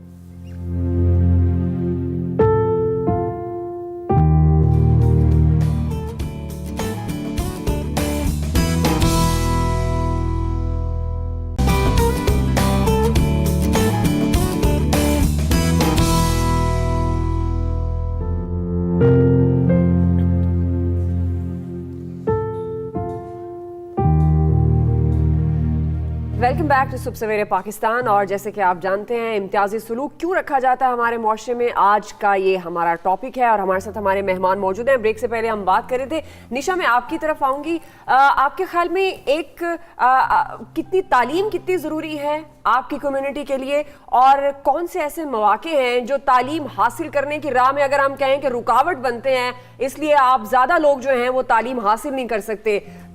کیا سمجھتی ہیں کہ ریاست کمزور پڑتی ہے وہ آسائشیں دینے میں, یا پھر آپ لوگ خود اس طرف انوالو نہیں ہوتے کہ ہمیں بھی ایجوکیشن حاصل کرنی چاہیے, معاشرے میں اپنا مقام حاصل کرنا چاہیے؟ جی میں یہ کہنا چاہ رہی ہوں کہ ٹرانسجینڈر کمیونٹی کو ایجوکیشن حاصل کرنے میں بہت زیادہ پرابلمس ہوتی ہیں, فیملی سے سٹارٹ ہوتی ہیں, اپنی کمیونٹی میں آنے تک بہت زیادہ پرابلمس ہوتی ہیں. سب سے پہلے تو میں اپنی بات کروں گی, جیسا کہ دیکھیں کہ میں نے اپنی فیملی میں تو اسٹڈی کو کیری آن نہیں کیا, میں نے اپنی کمیونٹی میں آ کے اسٹڈی کی, تو مجھے اپنے جو بینک واچرز ہوتے تھے فیس کے, جو ایگزامینیشن یا ایڈمیشن فیس ہوتی تھی, اس میں بہت زیادہ پرابلمس ہوتی تھی. کیوں, میں کوئی جاب تو کرتی نہیں تھی, میں ایک اسٹوڈنٹ لائف میں تھی. اور جیسا کہ میں Sindh government Sindh provincial level پر ہی پڑھی ہوں, یہاں پر کوئی ایسا سسٹم نہیں ہے کہ گورنمنٹ کی طرف سے ہم ٹرانسجینڈرز کی فیسیں پے کی جائیں, یا ہمارے پر ورکنگ کر رہی ہیں سوشل ویلفیئر ڈپارٹمنٹ. میں نے کتنی بار سوشل ویلفیئر ڈپارٹمنٹ میں جا کر اپنی فیس کے بارے میں ریکویسٹ کی, لیکن ہمارے لیے یہ نہیں ہے. اگر سوسائٹی کو چینج چاہیے, ٹرانسجینڈرز بھی ایجوکیشن حاصل کریں, سوسائٹی کے ساتھ ساتھ گورنمنٹ کو بھی چاہیے کہ گورنمنٹ ہمارے لیے اس طرح کے پیکج بنا دیں کہ ٹرانسجینڈر اپنی اسٹڈی ایزیلی طریقے سے کر سکیں. ٹرانسجینڈر کے پاس تو پہلے ایک گھر نہیں ہوتا. ہاں بالکل صحیح ہے, ٹھیک ہے نشا آپ بالکل صحیح کہہ رہی ہیں, بڑا اچھا میسج دیا آپ نے, اور یہ بات درست ہے کہ حکومتی سطح پر بھی بہت سے اقدامات کرنے کی ضرورت ہے. Nisha thank you so much for joining us. یہ ایک ایسا معاملہ ہے ڈسکریمنیشن کا جس میں آپ لوگوں کو بلانے کا مقصد یہ ہے کہ بہت سی جگہوں پر ہم ڈسکریمنیشن نہیں کرتے تو ڈبل سٹینڈرڈز ہوتے ہیں, لیکن آپ جیسے لوگ, آپ کی جو کمیونٹی ہے جس کو بالکل اگنور کیا جاتا ہے, اس اگنورنس کو ختم کرنے کے لیے اس چیز کی, اس کاوش کی بہت ضرورت تھی. آپ کا بہت شکریہ. Same question for you. دیکھیں حکومتی سطح پر کیا کرنے کی ضرورت ہے, ایک تو آپ ہمیں یہ بتائیں. دوسرا یہ کہ کیا آپ کو لگتا ہے کہ اگر بہت چیزیں آپ کے لیے آسان کر دی جائیں تو آپ کی بہت حد تک مشکلات حل ہو جائیں گی, ایکسیپٹنس بھی ہوگی, معاشرے میں کام کرنے کے حوالے سے سوچ بھی تبدیل ہوگی؟ اور معاویہ میں ایک ایڈ کرنا چاہ رہی تھی تاکہ آپ ایک ساتھ جواب دیں. یہ جو سڑکوں پر ट्रांसजेंडर भीख मांगते हैं और बहुत इस तरह के काम करते हैं, क्या ये शौकिया करते हैं या फिर इनकी कोई मजबूरी होती है? देखिए, फर्स्ट ऑफ ऑल तो मैं लॉ की बात करना चाहूँगी, कानून की बात करना चाहूँगी। 2018 में ट्रांसजेंडर प्रोटेक्शन बिल जो सा था वो पास हो चुका था और वो लॉ बन चुका है। उसके अंदर इनहेरिटेंस, प्रॉपर्टी, एजुकेशन, हेल्थ, हर चीज़ वहाँ पे मेंशन है। और जो एक नॉर्मल एक मर्द औरत शहरी को मिलता है वही ट्रांसजेंडर्स को भी मिलेगा। लेकिन कहाँ पे है वो बिल, कहाँ पे है इम्प्लीमेंटेशन, कुछ नज़र नहीं आ रहा। जैसे कि पहले 2018 में ये लॉ पास होने से पहले ट्रांसजेंडर्स को मर्डर किया जा रहा था, उनके साथ जिस तरह का सलूक किया जा रहा था वैसे ही सेम टू सेम आज भी है। मैं आपको बताती चलूँ, I am also president of KSS। मैं ख्वाजा सिरा सोसाइटी की प्रेसिडेंट भी हूँ और ट्रांसजेंडर कम्युनिटी के लिए काम भी कर रही हूँ, उनकी हेल्थ के लिए, उनकी एजुकेशन के लिए। डेली बेसिस पे हज़ारों ट्रांसजेंडर्स हमारी NGO में आते हैं, अपने प्रॉब्लम्स बताते हैं, हमें फ़लानी जगह पे फ़लाने गुंडे ने हमें तंग किया, हम सड़क पे मांग रहे थे, कोई मुक्का मार के चला गया, कोई दुपट्टा खींच के चला गया, हमारे माँ बाप ने हमें घर से निकाल दिया, मैं हॉस्पिटल गई, मेरे साथ ये प्रॉब्लम हुआ। जहाँ तक बात की जाए लॉ की और कानून से रिलेटिव जितने भी प्रॉब्लम्स हैं, मैं खुद जाती हूँ उनके साथ पुलिस स्टेशंस में और उनके प्रॉब्लम सॉल्व करके आती हूँ। जब मैं जाती हूँ वहाँ पे तो मेरे साथ क्या सलूक किया जाता है मैं वो भी आपको बताती हूँ। वहाँ पे जब तक मैं नहीं बताती कि मैं पाकिस्तान की फर्स्ट ट्रांसजेंडर न्यूज़ एंकर हूँ तब तक मुझे उस तरह ही ट्रीट किया जाता है जिस तरह उनके साथ ट्रीट किया जाता है। लेकिन जब मीडिया का नाम आ जाता है तो वो लोग मसला हल करते हैं और मैं अपने चैनल का कार्ड दिखाती हूँ, वो प्रॉब्लम तो सॉल्व हो जाता है। अब आपका तीसरा क्वेश्चन आ गया, आपने कहा कि ट्रांसजेंडर्स जो उनसे हैं वो सड़कों पे क्यों मांगते हैं और डांस वगैरह क्यों करते हैं, क्या उनकी मजबूरियां हैं, वो शौकिया करते हैं? फर्स्ट ऑफ ऑल तो मैं आपको ये बताती चलूँ कि जब एक बच्चे को घर से निकाल दिया जाता है, उसे अलहदा कर दिया जाता है, उस बच्चे ने अपना खाना पीना भी खुद ही करना है, अपने घर के रेंट वगैरह भी खुद ही देने हैं, अपने बिल्स वगैरह भी खुद ही करने हैं। अपनी एजुकेशन को देखें या फिर अपने बिल्स वगैरह को देखें। सोसाइटी में जब वो निकलता है तो उसको डिस्क्रिमिनेशन का सामना करना पड़ता है, जेंडर बेस्ड ट्रीट किया जाता है, टैलेंट बेस्ड ट्रीट नहीं किया जाता। उसको फिर और कोई ऑप्शन नहीं होता यहाँ पे सड़कों पे मांगने के लिए या फिर नाचने के लिए। ठीक है, आपके यहाँ इक्वल राइट्स नहीं मिलते, ये हमारी सोसाइटी का अलमिया है। जी, मारविया, आपने हमें ज्वाइन किया सब सवेरे पाकिस्तान में और यकीनन हमारे देखने वालों के लिए बहुत ज़्यादा आपने उनके लिए बहुत ज़्यादा उनको सबक मिला होगा और उन्होंने इन चीज़ों से सीखा होगा। बहुत शुक्रिया। इससे पहले हम ब्रेक लेते हैं और ब्रेक के बाद फिर कंटिन्यू करेंगे इस डिस्कशन को। जी, और आप देखते रहिएगा सब सवेरे पाकिस्तान।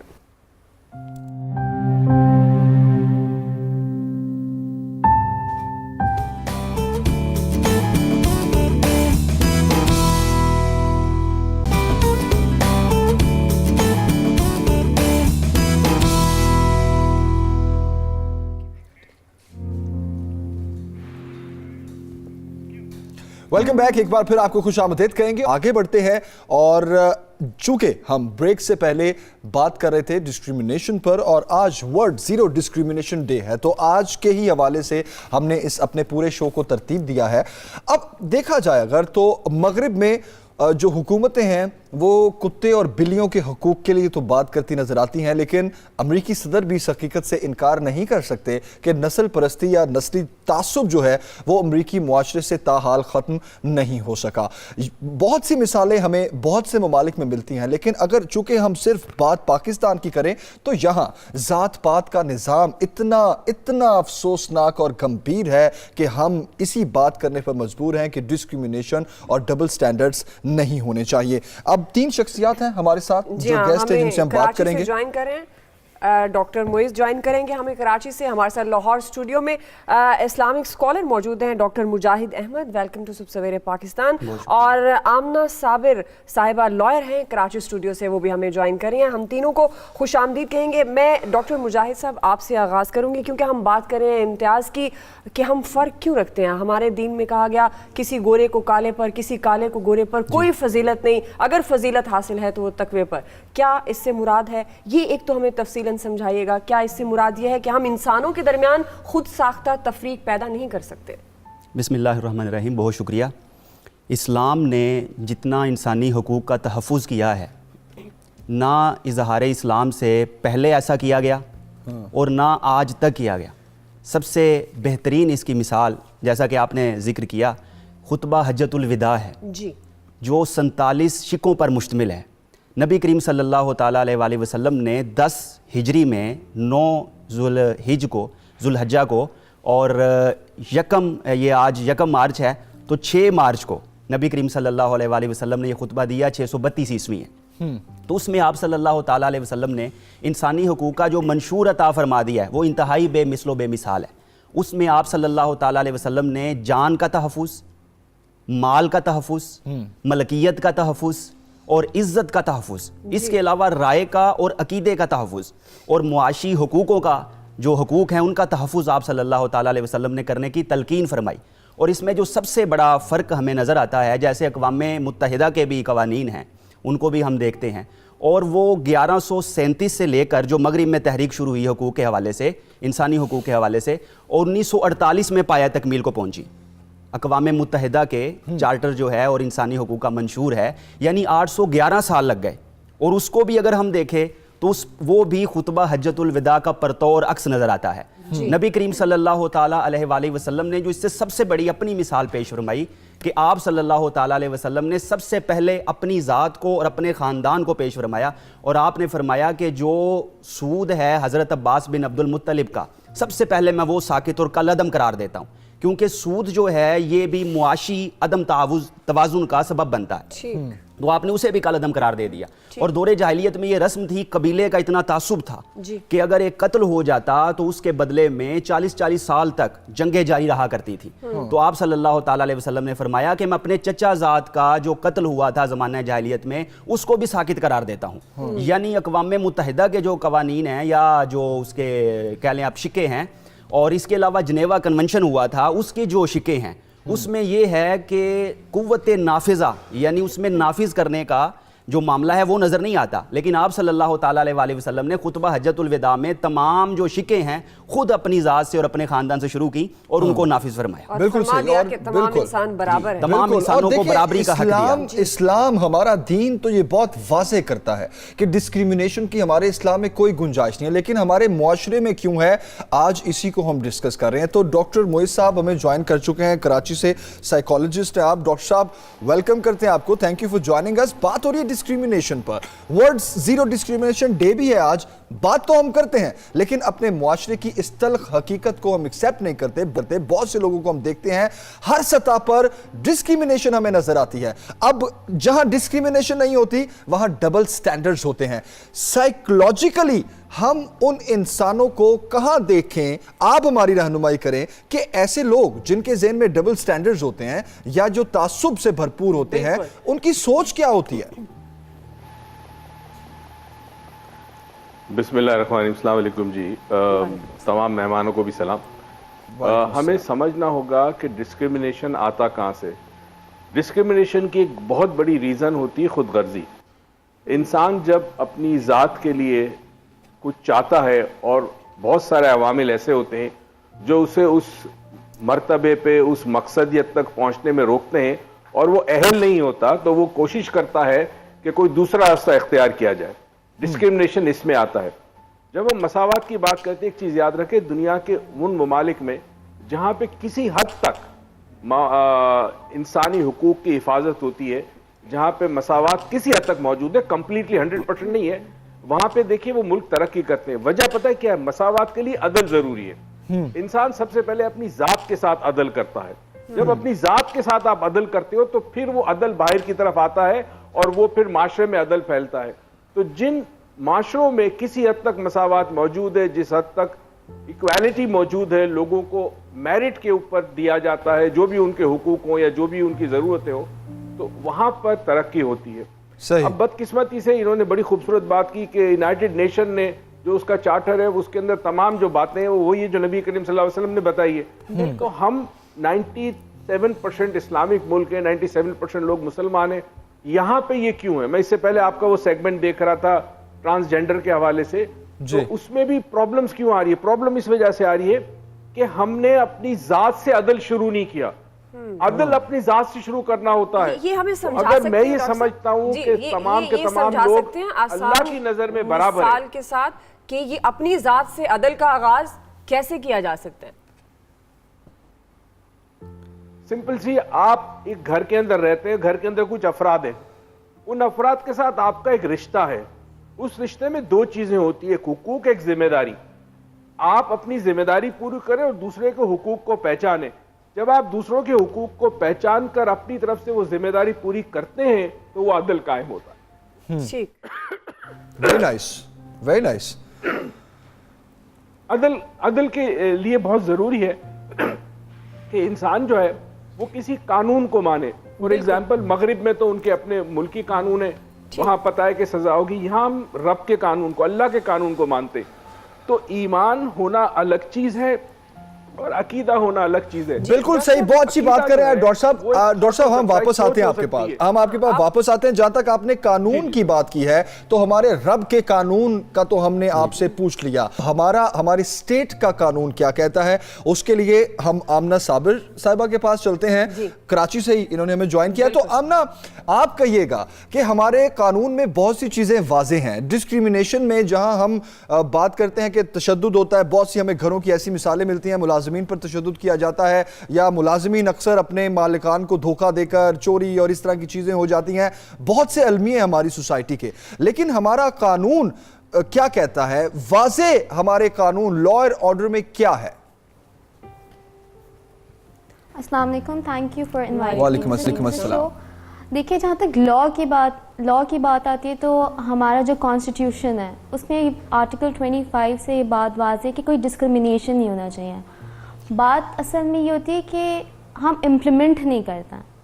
एक लड़का कहता है कि मुझे एम्प्लॉयमेंट, जब आप एम्प्लॉयज़ देखें वहाँ पे डिस्क्रिमिनेशन होता है। ज़्यादा हमारा कॉमन डिस्क्रिमिनेशन होता है कि लड़की कहती है कि भाई मुझे लड़की से डिस्क्रिमिनेट किया जाता है। बात वो नहीं होती है, बात होती है कि आप अपना एक तो इम्प्लीमेंट करें लॉ को, दूसरा ये कि आप रियलाइज़ करें आपके राइट्स क्या है। डिस्क्रिमिनेशन वो होता है जब आपको अपने राइट्स का पता और आप उनको राइट दें, किसी को उसके हकायक दें। बात असल में ये होती है। अब जैसे लड़कियां कहती हैं कि हमें बिजनेस नहीं करने दिया जाता, तो आप हज़रत खदीजा कुबरा की मिसाल ले लें। वो अपने ज़माने की सबसे अव्वल खातून थी।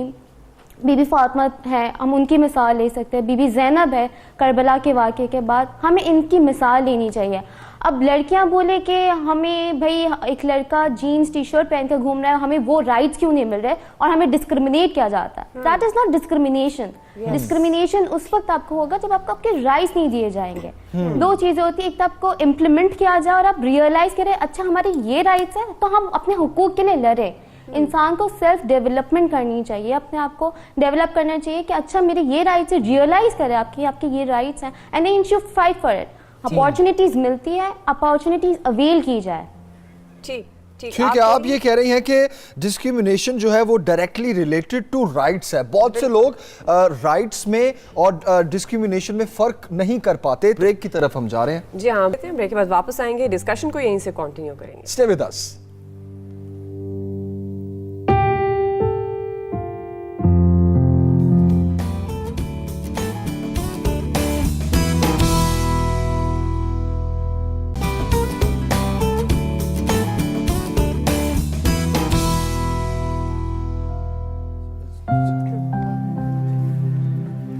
वेलकम बैक, एक बार फिर खुश आमदीद। सुबह सवेरे पाकिस्तान में बहुत ही अहम मौजू है जिस पर हम आज बात कर रहे हैं, डिस्क्रिमिनेशन। डॉक्टर मुजाहिद साहब, आपने जिस तरह बताया इस्लाम में, हमारे दीन में बहुत वाज़ेह अहकामात हैं और लेकिन पूछना हम ये चाहते हैं कि अगर हम उन अहकामात को पूरा नहीं कर रहे, हम फिर भी डिस्क्रिमिनेशन कर रहे हैं, बहुत तासुब से भरे हुए हैं, डबल स्टैंडर्ड्स हैं, तो उस पर इस्लाम क्या कहता है? हम कितना बड़ा गुनाह कमा रहे हैं, उसकी सज़ा क्या है? जी, सबसे पहले तो जैसा कि पहले मैंने अर्ज़ किया था कि आप सल्लल्लाहु ताला अलैहि वसल्लम ने हकूक़ इंसानी बयान फरमाए और फिर ख़ुद उन पर अमल करके दिखाया, यानी अमली सूरत में अपना अमली नमूना हमारे सामने रखा। और कुरान मजीद में है लक़द काना लकुम फ़ी रसूलिल्लाहि उस्वतुन हसना, कि नबी करीम सल्लल्लाहु ताला अलैहि वसल्लम की ज़िंदगी में तुम्हारे लिए बेहतरीन नमूना मौजूद है। तो आपने ना सिर्फ इंसानी हकूक़ को बयान फरमाया है बल्कि उनको अमली सूरत में नाफिज भी फरमाया है और सबसे पहले अपनी ज़ात को पेश फरमाया है। और जब हम इम्तियाज़ बरतते हैं तो उसका नुकसान एक तो ये होता है कि हम किसी का हक भी गसब कर लेते हैं, जो उसका हक बन रहा होता है हम उसको नहीं देते। कभी हम नस्ली बुनियाद पर उसका हक गसब कर लेते हैं, कभी हम फ़िरके की बुनियाद पर उसका हक गसब कर लेते हैं, कभी हम इलाके की बुनियाद पर उसका हक गसब कर लेते हैं, या वतनीयत और कौमियत की बुनियाद पर उसका हक गसब कर लेते हैं। इसलिए अल्लामा इकबाल ने कहा, यूँ तो सैयद भी हो, मिर्ज़ा भी हो, अफ़गान भी हो, तुम सभी कुछ हो, बताओ तो मुसलमान भी हो। अगर तुम हकीकी मानों में मुसलमान बन जाओगे तो फिर किसी का हक गसब नहीं करोगे, क्योंकि इस्लाम को अगर आप इसका खुलासा करें और मक्स की सूरत में पेश करें तो दो चीज़ें हैं, एक अल्लाह ताला के हुकूक हैं और एक इंसानों के हुकूक हैं। अल्लाह ताला के हुकूक के हवाले से ये है कि अगर कोई कमी बेशी रह जाए तो अल्लाह ताला मुआफ़ फरमा देगा, लेकिन अगर इंसान के हक में इम्तियाज़ की सूरत में, फ़र्क करने की सूरत में कोई कमी बेशी रह गई तो पहले उस इंसान से मुआफ़ी मांगना ज़रूरी है। सही। अगर उसका माल गसब किया है तो उससे मुआफ़ी मांगना ज़रूरी है, उसका हक गसब किया उससे मुआफ़ी मांगना ज़रूरी है। एक रवायत है, नबी करीम सल्लल्लाहु ताला अलैहि वसल्लम ने फरमाया कि मेरे सहाबा बताओ गरीब कौन है? तो सहाबा ने अर्ज़ किया, या रसूलल्लाह सल्लल्लाहु अलैहि वसल्लम, गरीब वो है जिसके पास दिरहम व दिनार ना हो, मालो दौलत ना हो। आपने फरमाया नहीं, बल्कि गरीब वो है जो क़यामत वाले दिन बहुत सी इबादत और बहुत सी नेकियां लेकर आएगा, लेकिन उसकी नेकियां उसकी अपनी नहीं रहेंगी, उससे लेकर मजलूमों को दे दी जाएंगी। जब वो आएगा तो अल्लाह ताला फरमाएगा कि फ़लाँ शख्स का तुमने हक गसब किया था, अब इसको राज़ी करो। वो नेकियां लेकर राज़ी होगा। किसी को गाली गलौज किया, हक गसब करना सिर्फ पैसे के मामलात में आएगा? नहीं, पैसे के मामलात में नहीं, ये तो बहुत से तमाम तरह हुकूक के मामले में आएगा। इसमें ये तो बहुत वसी लफ्ज़ है। आम जब गसब का लफ्ज़ इस्तेमाल करते हैं तो वो हमारे ज़हनों में आता है कि पैसे को हमने गसब किया, किसी का पैसा। यहाँ तक कहा गया कि एक सहाबी आपकी बारगाह में आए थे, उन्होंने आकर अर्ज़ किया कि या रसूलल्लाह सल्लल्लाहु अलैहि वसल्लम, एक बेटे को मैं इतना कुछ देना चाहता हूँ, ये तहफ़ देना चाहता हूँ। तो आपने फरमाया बाकी को दिए?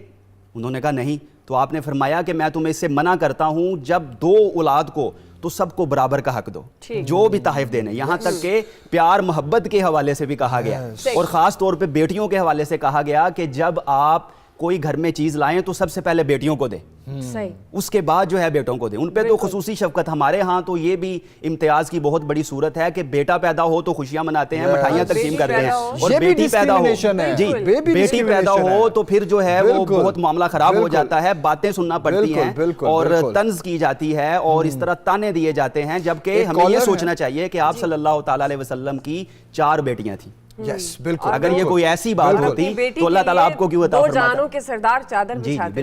डॉक्टर मोईज साहब, बात तो हम करें इम्तियाजी सलूक के हवाले से, अभी हुमैरा ने जो ख्वाब देखा है उसकी ताबीर भी बता दें। यस। अच्छा, मुझे हुमैरा से पूछिए ख्वाब का वक्त क्या था?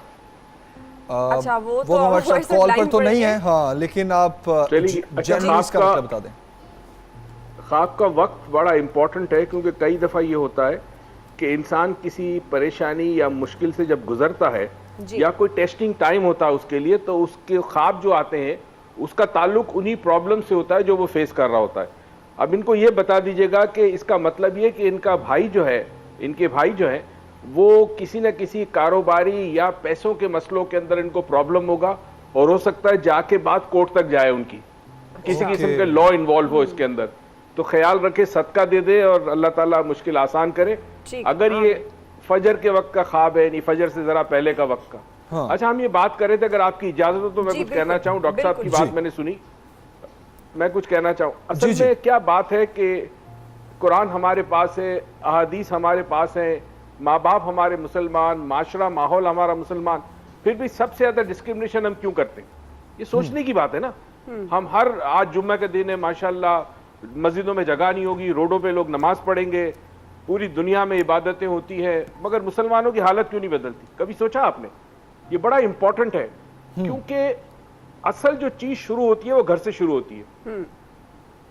अगर माँ बाप अपने बच्चों के अंदर डिस्क्रिमिनेशन करते हैं, एक बेटा ज्यादा मार्क्स लाता है, उसको तवज्जो दी जाती है। डॉक्टर साहब ने कहा बेटा घर में पैदा हुआ तो बेटी की वैल्यू कम हो गई, बेटा हर कोई चाहता है। बेसिकली अदल शुरू होता है घर से, मैंने कहा था ना, जात से शुरू होता है। तो अगर माँ बाप अपने बच्चों के साथ अदल नहीं करेंगे, उनके साथ मसावात नहीं रखेंगे, तो वो बच्चा जब बड़ा होगा तो वो अदल कैसे कायम करेगा?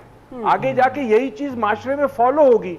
जब फॉलो होगी तो आपके पास सब कुछ होने के बावजूद आप जिंदगी के अंदर वो मकाम हासिल नहीं कर सकते जिसके लिए अल्लाह ताला ने आपको पैदा किया है। बिल्कुल। तो अब हमें करना क्या होगा? हमें अपने अतराफ में इन बातों को देखना होगा, और हर आदमी अपनी जात के हवाले से सोचे कि ठीक है, मैं बातें तो बड़ी अच्छी करता हूँ, but when it comes to a real situation, क्या मैं इंसाफ कर रहा हूँ, क्या मैं अदल कर रहा हूँ? जो आपने कहा कि घर से शुरू हो जाता है, घर से शुरू हो जाता है, اگر گھر سے شروع ہوتا ہے اور جو عدل نہیں کر رہا ہوتا جس کی وجہ سے پھر بہت سے مسائل پیدا ہوتے ہیں, اس انسان کی سائیکی کیا ہوتی ہے؟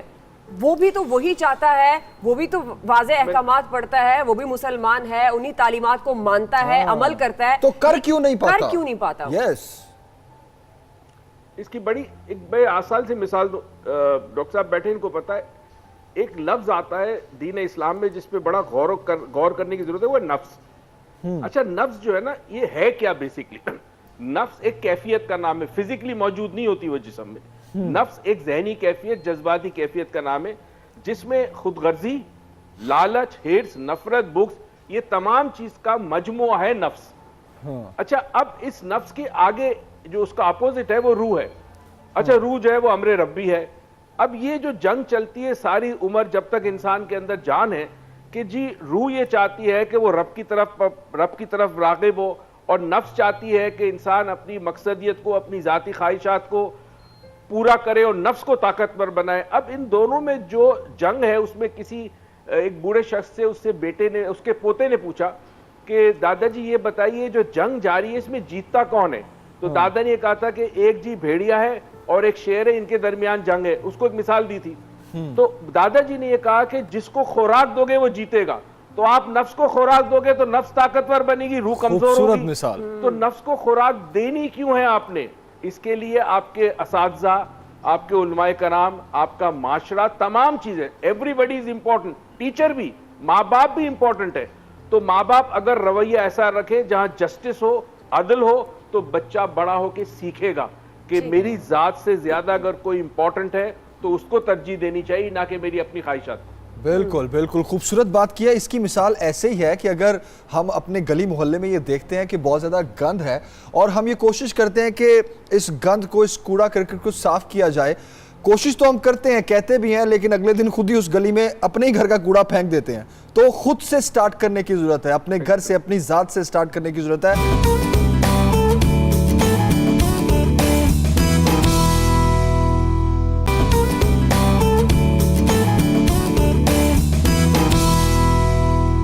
آمنہ یہ بھی پوچھنا چاہیں گے کہ ہمارے لا اینڈ آرڈر میں, ہمارے قانون میں بھی بہت چیزیں واضح ہیں, لیکن پھر بھی ہر سال ہزاروں کیسز ایسے آتے ہیں جس میں ڈسکریمنیشن بڑی واضح نظر آ رہی ہوتی ہے. کیا امپلیمنٹیشن کا مسئلہ ہے, یا پھر آ جا کے ہماری عوام کا یہ مسئلہ ہے کہ ان کو سمجھ نہیں آتی, یا پھر ہمارا لا اتنا کمزور ہے کہ وہ ڈر نہیں پاتے, ان کے ذہنوں میں, ان کے دل میں کوئی ڈر نہیں, وہ کہتے ہیں نہیں ہم اگر کچھ نہیں, ہاں بالکل, تو کوئی فرق نہیں پڑے گا. کیا کہیں گی؟ دیکھیں سب سے پہلی بات جو ہمیں سوچنی چاہیے کہ ڈسکرمنیشن کی 3 وجہ ہے. ایک لیک آف ایڈوکیشن نہیں ہے, سوشل اویئرنیس نہیں ہے, اینڈ آج کل لوگوں کو پاورفل بننے کا بہت شوق ہے. ہمارا لا بیوٹیفلی ڈرافٹڈ ہے, لیکن بات یہ ہے کہ ہم اس کو میرٹس پہ نہیں لے کر جاتے ہیں. ہم ایڈوکیشن, لیک آف ایڈوکیشن اتنی ہوتی ہے کہ کسی کو نہیں پتہ کہ کیا چیز امپورٹنٹ ہے یا کس چیز کو بندے کو میرٹس پہ رکھنا چاہیے. ایک پاورفل بچہ کسی منسٹر کا, اگزامپل کے طور پہ لے لیں, کسی منسٹر کا بچہ کسی آرگنائزیشن میں امپلائمنٹ کے لیے آتا ہے, اور اس کے کمپٹیشن میں ایک بچہ ایسا آتا ہے جس نے اپنے ایڈوکیشن میں ٹاپ مارکس دیا اور وہ کیپیبل بھی ہو, لیکن ترجیح اس بچے کو دی جاتی ہے جو ایک منسٹر کا, کوئی پاورفل بندے کا بچہ ہو. اسی کی وجہ سے اب یہاں سے دیکھیں, اب انکمپٹنٹ بندہ آ گیا, ایک آرگنائزیشن میں انکمپٹنٹ بندہ آ گیا. اب تو پرابلمس یہاں سے سٹارٹ ہو گئی. انکمپٹنٹ بندہ ایک آرگنائزیشن کو کیسے لے کر چلے گا؟ ایڈوکیشن ہی نہیں ہے. دوسری یہ بات آ گئی کہ میرٹس پہ آپ کسی کو جج نہیں کرتے ہیں. میرٹس پہ تو آپ بندے کو لے کر ہی نہیں آ رہے ہیں. اپارچونیٹیز ہے, لا پراپرلی آپ کا ڈرافٹڈ ہوا ہے ماشاءاللہ, الحمدللہ. ہمارے لیجسلیچرز کو یہ کریڈٹ جانا چاہیے کہ ہمارا کانسٹیٹیوشن ماشاءاللہ سے بیوٹیفلی ڈرافٹڈ ہے, اتنے اچھے سے ڈرافٹ ہوا ہے. لیکن آپ ایڈوکیشن چلائیں, آپ سوشل اویئرنیس دیں, آپ ایجوکیشن دیں, سوشل اویئرنیس دیں. آمنہ ہمارے ساتھ ایک کالر بھی ہے کراچی سے. جی آمنہ ہمارے ساتھ ایک کالر بھی ہیں کراچی سے, ان کو بھی شامل کرتے ہیں, پھر آپ سے ڈسکشن کنٹینیو رکھیں گے. عرفان حیدر ہیں کراچی سے. السلام علیکم عرفان, کیا بات کرنا چاہیں گے؟ جی بہت بہت شکریہ آپ کا کال لینے کا. سب سے بڑی بات یہ کہ ماشاءاللہ سے آج کا آپ کا موضوع جو ہے وہ بہت زیادہ مطلب ماننے والا ہے اور بہت اچھی چیز ہے. اس ایشو کو Thank جو you ہے so وہ much. ہمارے ہاں بہت زیادہ ریز نہیں کیا جاتا ہے. سب سے پہلی بات تو جو میں عرض کروں گا آپ کے موضوع کے حوالے سے، جو ڈاکٹر معیز صاحب نے ایک مطلب تمام گفتگو کا ایک لبے لباب انہوں نے پیش کیا کہ نفس جو ہے نا وہ انسان کو اس حد تک جو ہے وہ گرا دیتا ہے کہ کوئی سوچ نہیں سکتا ہے نا. مطلب اس میں جو حقوق کی ادائیگی کی سب سے پہلی پامالی جو تاریخ کے اس میں ہم دیکھتے ہیں تو وہ خود رسول خدا صلی اللہ علیہ وسلم کی دختر کو ان کا حق نہ دینا ہے نا، کہ جو ان کو حق جو باغ فدق ہے وہ نہ دیا گیا. اور دوسری بات کہ نفس کی خواہش کے اندر انسان کس قدر پست ہو جاتا ہے، اس کی مثال ہمیں واقعہ کربلا میں ملتی ہے کہ جس کے اندر سب کچھ نظر آ رہا ہے کہ جو حسین ابن علی اور جو فرزند رسول و زہرا ہیں وہ حق کے اوپر موجود ہیں، لیکن اس کے اندر ایک لمحہ ایسا آتا ہے کہ جب بی بی سکینہ کی بالیاں چھیننے کے لیے ایک شخص آتا ہے اور وہ بالیاں چھینتا ہے تو ساتھ میں روتا بھی ہے. تو بی بی سکینہ سے پوچھتی کہ تو رو کیوں رہا ہے؟ میں تو یہ خود بالیاں دے رہی ہوں، تو رو کیوں رہا ہے؟ کہ اگر روتی تم آل رسول کی غربت کے اوپر رو رہا ہوں. تو وہ فرماتی ہیں کہ اگر تو ہم آل رسول کی غربت پہ رو رہا ہے تو ہم لوٹ کیوں نہ رہا ہے؟ کہہ رہا کہ میں نہیں لوٹوں گا تو کوئی اور لوٹ لے گا. مطلب یہاں پہ نفس کی پامالی جو ہے وہ خود انسان اس شدت کے ساتھ کر رہا ہے کہ وہ آل رسول کو تحقیق بھی کر رہا ہے، آل رسول کے مال و اسباب بھی لوٹا ہے. لیکن اس کا حل جو ہے وہ کیا ہے؟ حل ہمارے ہاں علماء فقہا تمام لوگ حل پیش تو کر رہے ہوتے ہیں، لیکن جہاں پر اس کو امپلیمنٹ کرنے کی بات آتی ہے تو وہ پھر غائب ہو جاتے ہیں. مساجد ہمارے یہاں بھری ہوئی ہیں، روڈ کے اوپر جمعے کی نماز، جس طرح سے ڈاکٹر صاحب نے فرمایا کہ جمعے کی نماز روڈ بلاک ہو جاتی ہے. ہمارے نمازی بہت ہیں لیکن اس نماز کو امپلیمنٹ کرنے کی جہاں بات آتی ہے تو چند افراد نظر آتے ہیں. سجدوں کی حد تک نماز پڑھتے ہیں. آپ نے بڑی اچھی بات بہت اچھی بات کی آپ نے عرفان. جو واقعات کہہ رہا واقعی اس سے ہمیں سیکھنا چاہیے. ڈاکٹر معیز بھی یہی کہہ رہے تھے کہ ہم نفس کو تو فیڈ کرتے ہیں، ہم روح کو فیڈ نہیں کرتے، اور ان کے درمیان پھر جیت کس کی ہوتی ہے؟ نفس کی. آپ کچھ کہنا چاہ رہے ہیں ڈاکٹر صاحب؟ جی میں عرض کرنا چاہ رہا ہوں پہلے تو کالر کے حوالے سے تھوڑا سا اختلاف نظر رکھتے ہوئے، کیونکہ علامہ اقبال نے تو فرمایا فرقہ بندی ہے کہیں اور کہیں ذاتیں ہیں. کیا زمانے میں پنپنے کی یہی باتیں ہیں؟ تو انہوں نے پہلا جملہ باغ فدق کے حوالے سے بولا، وہ ذرا تھوڑا سا اس میں فرقہ بندی کے حوالے سے ہے. تو چونکہ ہمارا موضوع نہیں ہے اس لیے ہم اس طرف تو نہیں جائیں گے. اس میں تو خود یہ جو فرقوں میں امتیاز اور فرق کے حوالے سے آ رہا ہے تو اس سے ہمیں پرہیز کرنا چاہیے ایسے معاملات سے. بالکل. تو اس کے علاوہ جی اس عرض کر رہا تھا میں کہ جو دیکھیے نبی کریم صلی اللہ تعالیٰ علیہ وآلہ وسلم جب ایک بار آپ تشریف فرما تھے، ایک جنازہ گزرا، آپ صلی اللہ تعالیٰ علیہ وسلم قیام پذیر ہو گئے، اٹھ کے کھڑے ہو گئے. تو صحابہ نے عرض کیا یا رسول اللہ صلی اللہ علیہ وسلم یہ جنازہ تو یہودی کا ہے. آپ صلی اللہ تعالیٰ علیہ وآلہ وسلم نے فرمایا انسان تو ہے اگرچہ یہودی ہے. کیا بات. اور ایک جنگ کے موقع پر جب نبی کریم صلی اللہ تعالیٰ علیہ وسلم تشریف فرما تھے تو حاتم طائی کی بیٹی جن کا نام صفانہ تھا، علامہ اقبال نے بھی یہ واقعہ ذکر فرمایا، وہ آئیں اور آپ صلی اللہ تعالیٰ علیہ وسلم نے فرمایا کہ یہ میری چادر انہیں عطا کر دو. صحابہ نے عرض کیا یا رسول اللہ دشمن کی بیٹی ہے. آپ نے فرمایا چاہے دشمن کی ہے بیٹی تو ہے، بیٹی تو بیٹی ہوتی ہے چاہے دشمن کی ہو چاہے دوست کی ہو. تو اس طرح کی بے شمار مثالیں ہمیں ملتی ہیں. اسی طرح حضرت سیدنا عمر فاروق رضی اللہ تعالیٰ عنہ کا دور تھا اور آپ رضی اللہ تعالیٰ عنہ نے دیکھا کہ ایک عیسائی جو ہے بھیک مانگ رہا ہے، تو بوڑھا تھا. آپ رضی اللہ عنہ نے فرمایا کہ اس کا وظیفہ تا عمر تا حیات مقرر کر دیا جائے بیت المال سے، یہ بھی کیوں مانگے. تو اسلام نے تو اس قدر جو ہیں وہ حقوق عطا کی ہیں. اب دیکھیے اسلام کی کتنی روشن تعلیمات ہے جہاں سے آغاز ہو رہا ہے الحمدللہ رب العالمین. جی بالکل ڈاکٹر صاحب، آپ اسی پر کچھ کہنا چاہ رہے ہیں ڈاکٹر معیز، تو ہم ان کے کمنٹ لے لیتے ہیں پہلے. جی ڈاکٹر صاحب. اچھا میں صرف یہ کہنا چاہتا ہوں کہ ہمیں ہے نا جو ماضی ہے ہمارا بڑا تابناک ماضی ہے ماشاءاللہ. ہمیں اللہ نے مسلمان بنایا، مسلمان گھر میں پیدا کیا، نبی کریم صلی اللہ علیہ وسلم کی محبت ہمارے دل میں ڈالی. اب ہمیں کرنا یہ ہوگا کہ ہمیں مستقبل میں جب انسان جاتا ہے تو ماضی کی اچھی باتیں لے کے جاتا ہے مگر وہ ماضی میں نہیں رہتا. پرابلم ہمارا کیا ہے، ہم آگے کیوں نہیں بڑھ پائے. روایتیں ہم کوٹ کرتے ہیں، بہت ساری چیزیں کوٹ کرتے ہیں، عملاً جب وقت آتا ہے نا عمل ہم نہیں کر پاتے. عمل نہیں کر پاتے وجہ یہ ہے کہ ہماری ذات کے اندر جو سوچ ہے ہماری، اس سوچ کو ہم نے تبدیل نہیں کیا. آج بھی ہماری سوچ میں مثال دیتا ہوں، فار ایگزامپل آپ کو بہت امپورٹنٹ بات کر رہا ہوں.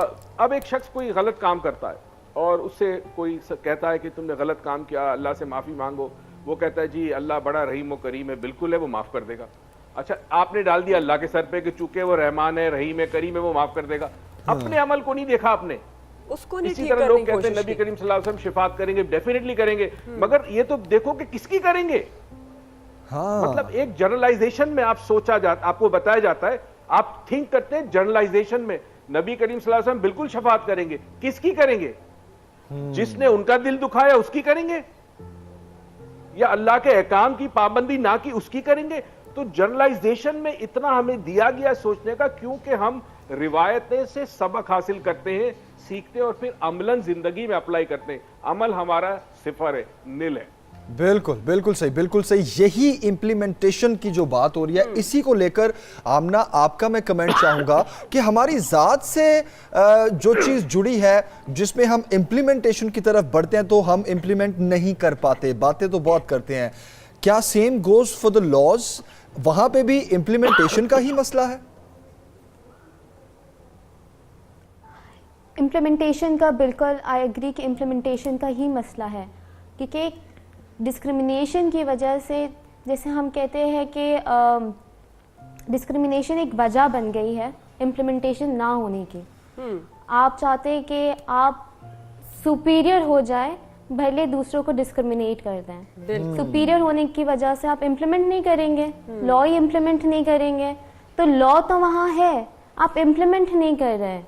लॉ तो प्रॉपर है, राइट्स के बारे में बताया, आर्टिकल 25 में बताया कि no one should be discriminated on the basis of sex, creed, caste. लेकिन आप सुपीरियर होने की वजह के लिए आप डिस्क्रिमिनेट कर रहे हैं। आप कह रहे हैं अच्छा गरीब है भाई डिस्क्रिमिनेट कर दो, मेरा हक है, उसका हक है, जाने दो, लेकिन मुझे ऊपर पहुंचना है क्योंकि वो गरीब है। बिल्कुल बिल्कुल। और यही बात हम जब कई ऐसे वाकयात हमारे इर्द गिर्द होते हैं तो हम कहते हैं अमीर के लिए अलग कानून है और गरीब के लिए अलग कानून है। एक कॉलर भी हमारे साथ मौजूद है। हम अमाद खान हैं रावलपिंडी से। अमाद, क्या कहना चाहेंगे आप? अस्सलाम वालेकुम। अस्सलाम वालेकुम जी। वालेकुम अस्सलाम। आप सबको सलाम जी। और मैं सबसे पहले तो मुबारकबाद देना चाहता हूँ पूरी कौम को कि अल्लाह ताला ने हमें एक बार फिर सुरखरू किया पूरी दुनिया के सामने। बिल्कुल, बेशक बेशक बेशक। और अल्लाह पाक ने हमारे ऊपर अपनी रहमतें, और अल्लाह ने बताया है कि जो मेरी तरफ आता है, हमारी कौम जितनी भी मुतफरिक से, जितने भी गुनाहगार से, जितने भी मसले मसाइल से, अल्लाह की रहमत से मायूस हम कभी भी नहीं हुए। और अल्लाह ने अपनी रहमतें दिखाई हैं कि तुम लोग भी मायूस नहीं हुए, तो मैंने भी तुम लोगों को नहीं छोड़ा। बिल्कुल बिल्कुल। इंतहाई मतलब मैं I can not explain my self कि मैं इस वक्त क्या हूँ। कोई भी दुनिया जो भी करती है, अब ये दुनिया को भी मैसेज चला गया कि हम लोग तुम्हारे डिपेंडेंट नहीं है। अल्लाह हमारे साथ है, हम लोग तुम लोगों के ऊपर मुनहसर नहीं है। बिल्कुल। और अल्लाह ने अपनी देखें मतलब all over the world scenario क्या चल रहा है। 45 ममालिक की फौज जिनको क्रश करने चली थी, आज उन्होंने उनको अपने घुटनों में बिठा दिया, तालिबान जिनको कहते हैं, ठीक है।